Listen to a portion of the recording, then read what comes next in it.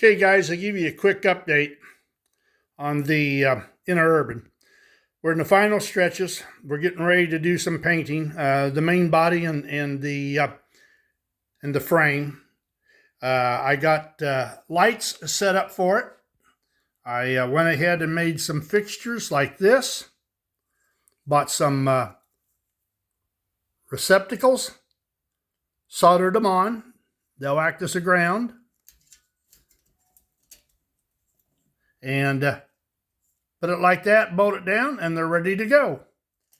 The other thing that I did was we got the doors, the end doors put in and constructed. This is the front. The headlight will go in that hole.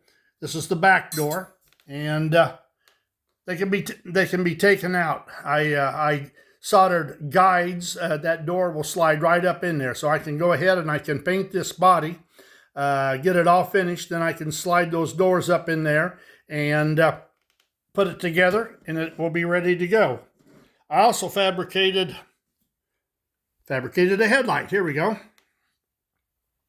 That's, if you can see it from my fat fingers, that's a 3/8 inch brass tube, and on the end of it is a 260 headlight ring. And there's your headlight ring right there. Now the hole on that headlight ring is slightly smaller than the 3/8 brass tubing I used. So I used a round file, and I just went around and around and around on the inside of that ring as fast as I could for about 5 minutes. And that cleaned it up big enough that it slides right over that 3/8 tubing. Then I go ahead and I solder it in place. And this 3/8 tubing then will slide right into this hole. This is a very tight fit, so there will be no need to have to solder it. I also will run a headlight. This is from LGB, and it will fit right in that 3/8 tubing, so I'll have the light right there at the very end, along with the interior lighting that I've got. And also on the inside, I will use Mylar.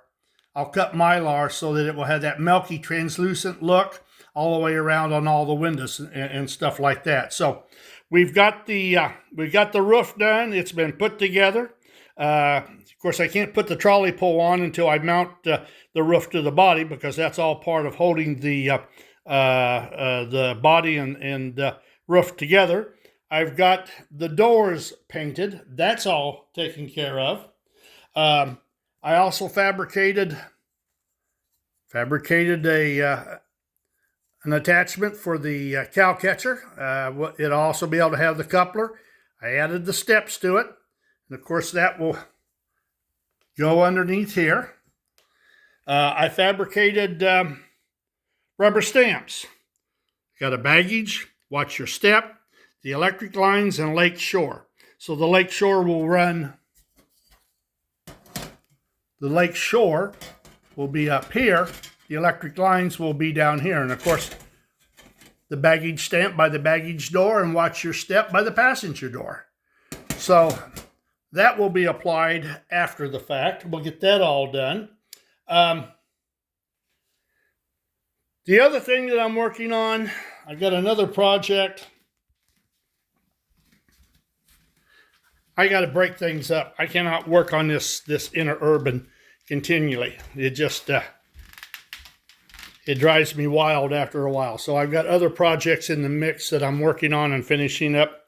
I did a third dump car. That's all done. That's being the only thing I need to do on it will be to rubber stamp it.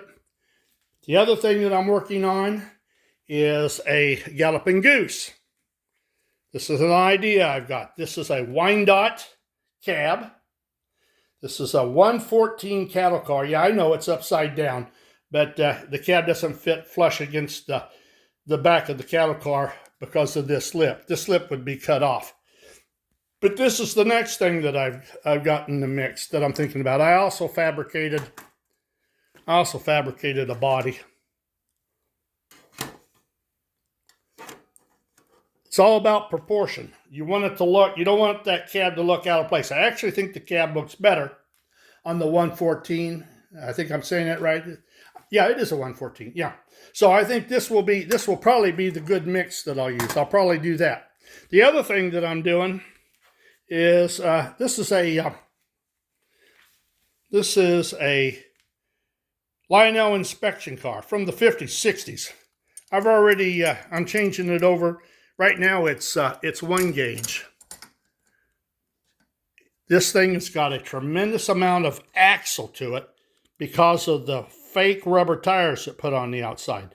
So with a wheel puller, you can spread. In fact, this I had this in standard gauge.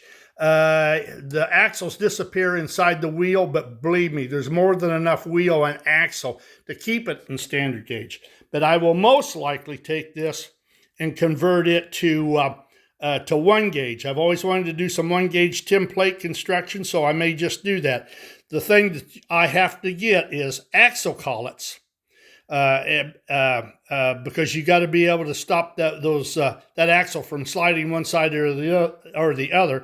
And you can buy split axle collets, and I can pull the wheels apart, put the split axle collets against the frame, and have everything gauged as far as the gear goes just right. Oh, the other thing that I meant to tell you about the Interurban is how do you mount the damn motor? Well, on these Alcos, they used a spring clip and springs. And that clip set down over these lugs. Once you get them on, they're damn hard. They're not impossible, but they're damn hard to get off. So what I'm going to do is, that's a quarter of an inch wide, that lug. Well, now this isn't the right size axle collet, but I will take an axle collet like this. They're tapped on one side. I'll slide them down over the lug. The set screw will be on this side. In fact, I may drill out the axle collet on the other side and mount 2 set screws. 1 set screw will be fine, but then I will apply pressure to the side, and then that, as you can see, that axle collet will sit just like that, which still has plenty of space to let that motor drop down just a little bit when you go and pick it up. But I've got 2 of them. It comes with 2. So that's how I'm going to mount it.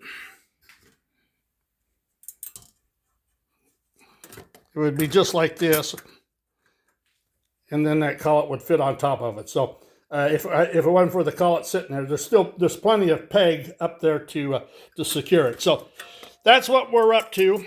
We're just about done with this thing. I'm ready to be done with it.